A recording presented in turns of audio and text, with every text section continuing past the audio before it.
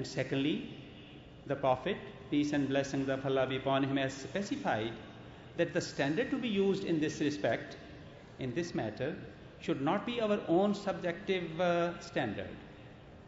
He is the standard. The Holy Prophet is the standard. Peace and blessings of Allah be upon him.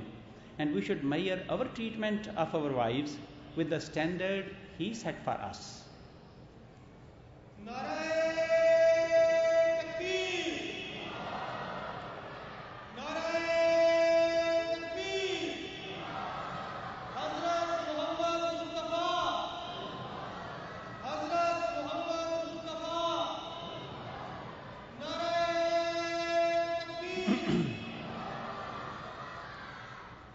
I shall confine myself to that heaven that husband and wife can establish for themselves and their families. Now let a husband think about him. What level of heaven has he established in his home? Let him ponder, does my wife consider me an honest person? Does my wife consider me an honest person? Does she consider me a sincere and devoted husband? Does she believe that I'll do whatever is possible to provide for her best care and comfort? Does she believe that I'll ignore her minor lapses and would exhibit grace? Does she believe that I love her and care for her more than anyone else? Is she proud of me? If the answer to these questions is yes, then we are in heaven. If the answer is no, then we have a long way to go. A long way to go even to approach the gates of heaven. And as I said earlier, my remarks were directed primarily at men. However, Islam has provided guidance for women also. Now they should become attentive also, my sisters. If wives make a conscious effort to adopt these rules, they can help transform their homes in heavens of peace. If a wife wants to find out what level of heaven has she achieved, let her ask the following questions. A wife should ask herself the following questions. Does my husband feel that his greatest pleasure is being home with me? Does my husband feel that his greatest pleasure is being with me at home? Have I provided him with a loving and peaceful home? She should ask herself, have I provided him with a loving and peaceful home? She should ask herself, when my husband is worried,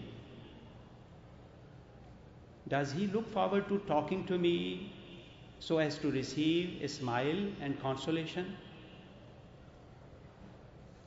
When he returns home stressed from the pressures of work, is he greeted with a pleasant greeting and soothing words? She should ponder, is my husband the center of my attention? She should ponder, when I dress up and wear my best makeup, is it for my husband? These questions and their answers speak by themselves, and every wife can measure herself against these standards. Naturally, these are just a few selections of the best practices for a wife and a husband. The overriding motivation has to be the desire to obey the divine commandments of mutual kindness, forbearance, patience, and love between spouses.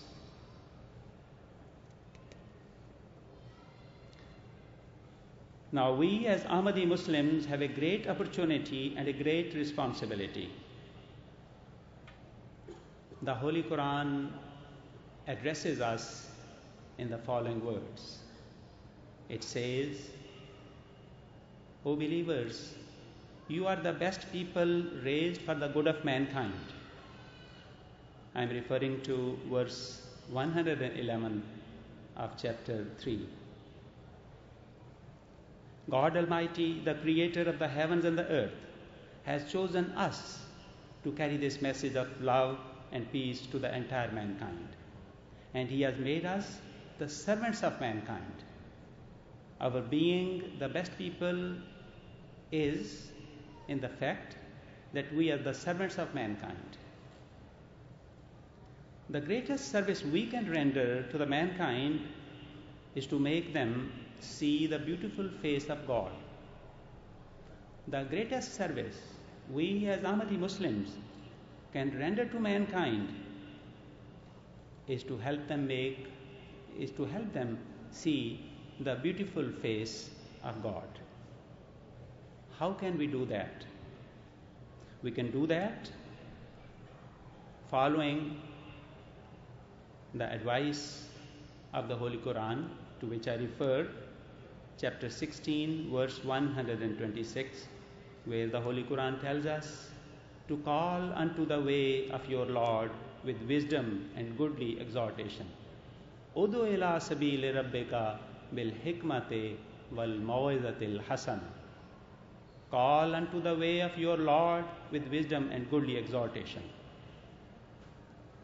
By presenting to them excellent models of Muslim way of life, by making them realize that we have been able to establish heaven in our homes, something they are longing for. Everyone in our society is longing for a heaven, for having a heaven in their homes. People are thirsty for peace, peace in their homes, peace in their hearts.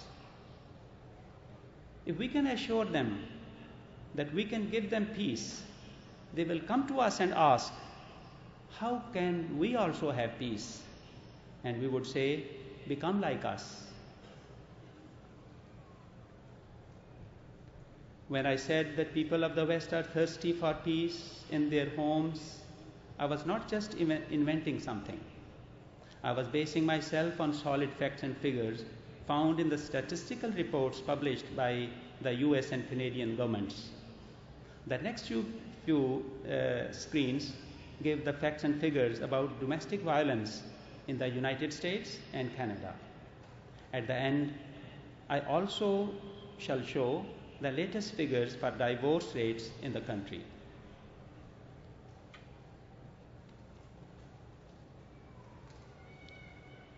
In the US, the family violence accounted for 11% of all reported and unreported violence between the years 1998 and 2002. There were a total of 3.5 million cases of family violence. And 49% of these cases were against spouses, husband and wife. And the majority of the victims, that is 73%, were females. Also look at it from another angle. Majority of persons committing family violence were males. 75% of those committing family violence were males.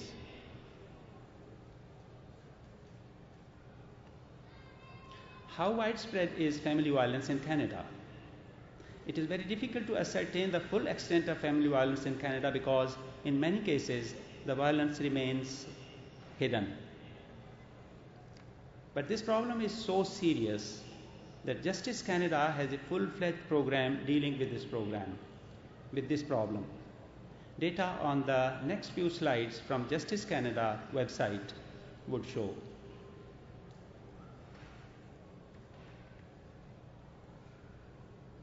A reliable indicator of family problem is the high divorce rate. The average for Canada is 30 8.3%. That is, out of all marriages which took place, 38% end in divorces. Astonishingly, this percentage for Quebec is the highest. About 50% of marriages which take place in the province of Quebec result in divorces. I put you the question, what do you think is the lifeline